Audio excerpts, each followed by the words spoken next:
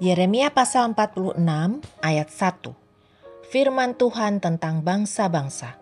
Firman Tuhan yang datang kepada Nabi Yeremia tentang bangsa-bangsa. Ayat 2-28. Mengenai Mesir. Mengenai Mesir, terhadap tentara Firaun Neko, Raja Mesir, yang berkemah di tepi sungai Efrat, dekat Karkemis, dan yang dipukul kalah oleh Nebukadnezar, Raja Babel, dalam tahun yang keempat pemerintahan Yoyakim bin Yosia, Raja Yehuda. Siapkanlah perisai besar dan perisai kecil, dan majulah untuk bertempur. Pasanglah kuda dan naiklah, hai pengendara-pengendara. Ambillah tempatmu dengan memakai ketopong, tajamkanlah tombakmu. Pakailah baju zirahmu. Mengapa kulihat mereka terkejut? Mundur ke belakang, pahlawan-pahlawan mereka terpukul kalah, lari kocar-kacir tanpa menoleh. Kedahsyatan dari segala jurusan. Demikianlah firman Tuhan. Orang yang tangkas tidak dapat melarikan diri, pahlawan tidak dapat meluputkan diri. Di utara, di tepi sungai Efratlah mereka tersandung dan rebah. Siapakah ini yang meluas seperti sungai Nil dan yang airnya bergelora seperti sungai-sungai?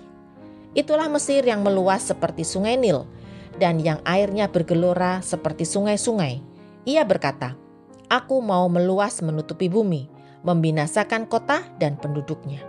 Majulah, hai kuda-kuda. Melajulah, hai kereta-kereta. Majulah berperang, hai pahlawan-pahlawan, hai kamu orang Ethiopia dan orang Put yang memegang perisai, dan orang Lydia yang membentur busur.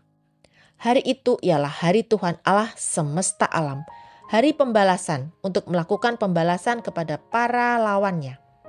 Pedang akan makan sampai kenyang, dan akan puas minum darah mereka, sebab Tuhan Allah semesta alam mengadakan korban penyembelihan di tanah utara dekat sungai Efrat. Pergilah ke Gilead mengambil balsam, hai anak dara putri Mesir. Sia-sia engkau memakai banyak obat, kesembuhan tidak akan kau dapat. Bangsa-bangsa telah mendengar tentang celamu, bumi telah penuh dengan teriakmu, sebab pahlawan yang satu tersandung kepada pahlawan yang lain. Keduanya rebah bersama-sama.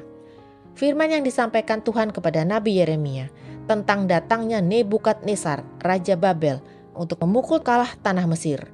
Beritahukanlah di Mesir, dan kabarkanlah di Migdol, kabarkanlah di Memphis, dan di Tahpanhes. Katakanlah, ambillah tempat dan bersiaplah, sebab sekitarmu habis dimakan pedang.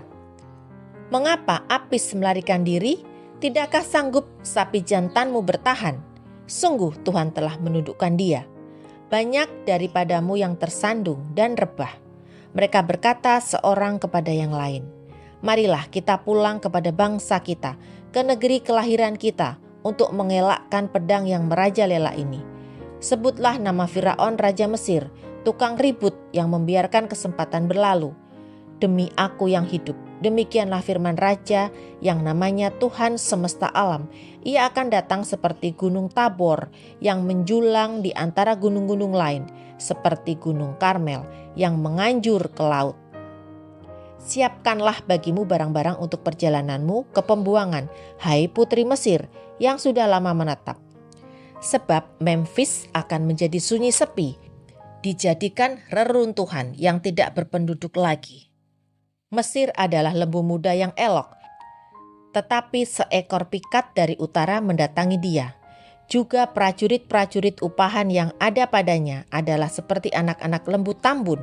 Mereka pun berbalik dan melarikan diri bersama-sama. Mereka tidak dapat bertahan, sebab hari bencana mereka menimpa mereka, yakni waktu penghukuman mereka. Suaranya seperti ular yang mendesis. Apabila mereka berjalan maju dengan bertentara, mereka mendatangi dia dengan membawa kapak seperti orang-orang penebang pohon. Mereka menebang hutannya. Demikianlah firman Tuhan.